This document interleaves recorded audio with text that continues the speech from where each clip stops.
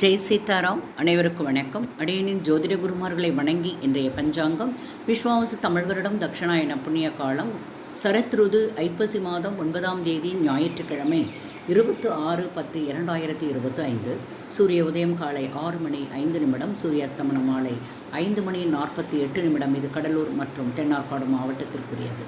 இன்றைய திதி வளர்பிறை சதுர்த்தி அதிகாலை 1:43, பின்பு பஞ்சமி. நட்சத்திரம் கேட்டை காலை 9:28, பிறகு மூலம்.